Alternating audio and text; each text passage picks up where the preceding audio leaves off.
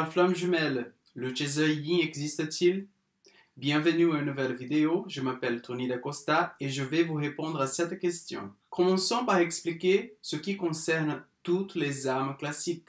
Elles sont toutes composées de deux énergies, yin et yang. Que l'équilibre parfait soit là ou pas, chaque âme porte en elle les deux énergies. Cela signifie qu'une âme dite classique est censée être complète, équilibrée et habitée par ces deux énergies. Cela ne veut aucunement dire qu'une âme dite classique n'aurait rien à travailler pendant leur incarnation sur Terre. Concernant les flammes jumelles, l'âme est divisée en deux parties et chacune porte une polarité et une seule. Avant de s'incarner dans un corps physique, les flammes jumelles ont décidé de se scinder en deux, en séparant ainsi le yin et le yang. Chaque polarité sera incarnée dans un enveloppe physique différent. En tout cas, il n'y a chez une demi-âme qu'une seule énergie dominante au départ, avant qu'elle n'entame sa compensation. Et c'est justement ou à cause de leur polarité de départ que chaque individu de la flamme jumelle devra fabriquer leurs propres blessures archaïques dans la matière. Chacun des jumeaux aura donc choisi la famille dans laquelle il va naître. Il sera ainsi sûr et certain de trouver chez ses parents les ingrédients nécessaires pour la création de sa blessure archaïque, à savoir la blessure d'abandon chez les chasers et la blessure de rejet chez les runners. Il faut savoir qu'une personne qui porte la blessure d'abandon, donc le chaser, sera de nature solitaire, contrôlante, indépendante, persévérante, pragmatique, ayant les pieds sur terre. C'est une personne qui ne compte que sur elle-même. Cette personne ayant peur de l'abandon préférera agir comme un sauveur envers ceux qui lui sont proches et uniquement. Ces gens feront partie de sa structure pyramidale selon le triangle de Karpman.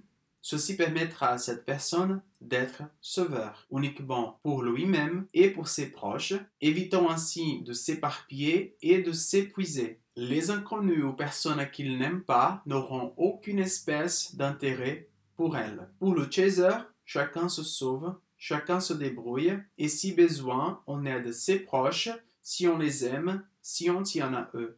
Cette manière de penser et de fonctionner permettra au chaser d'agir si nécessaire comme un bourreau pour faire réagir les autres. Envers les inconnus, le chaser pourra sans problème déclencher des conflits pour ne pas s'encombrer de relations inutiles. La sécurité qu'il se doit à lui-même passe aussi par le temps qu'il se donne. Ne pas s'éparpiller, ne pas perdre de temps avec des choses inutiles, lui permettra de se rassurer de tout risque d'abandon. Selon Jung, les spécificités d'une polarité yin sont tout à fait l'opposé de ce que je viens d'expliquer. Les personnalités yin sont optimistes, positives, joyeuses, utopistes, spontanées, rêveuses, aventurieuses, mais face aux décisions de la vie, elles sont indécises et peureuses. Elles ont peu foi en elles-mêmes mais font confiance facilement à autrui et ont même souvent besoin de conseils ou d'aide pour choisir quoi faire de leur vie. C'est pour cela qu'au sein du triangle de Karpman, ce type de personnalité cherchera à agir en tant que sauveur sans jamais se rendre compte qu'elle se trouve souvent en position de victime des gens, des choix des autres, des événements. Toutefois,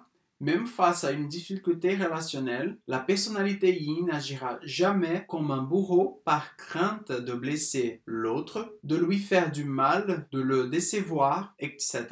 Ainsi, la personnalité yin ne correspond en rien au profil chaser, puisque celui-ci déteste la position victime, alors qu'il peut se montrer bourreau si nécessaire.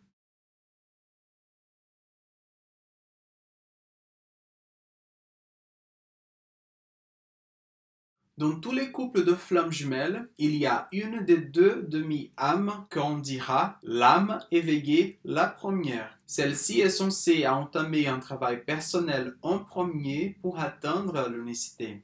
Cette âme éveillée, la première, sera poussée à aller vers son jumeau, mais aussi portée à se transformer sans comprendre tout deux phénomènes qu'elle vit. Tout ceci fait partie du travail personnel. Reconnaître sa flamme jumelle, connaître sa propre polarité et comprendre sa blessure archaïque pour aller sur le chemin de l'unicité. Il est couramment admis que l'âme éveillée la première serait le profil chaser. Or, chez les couples récents, dont la rencontre a eu lieu à partir de septembre 2015, l'âme éveillée la première est le runner du couple flamme jumelle. C'est possiblement à cause de cette méconnaissance de la vivance des couples récents que bon nombre de runners se croient chaser.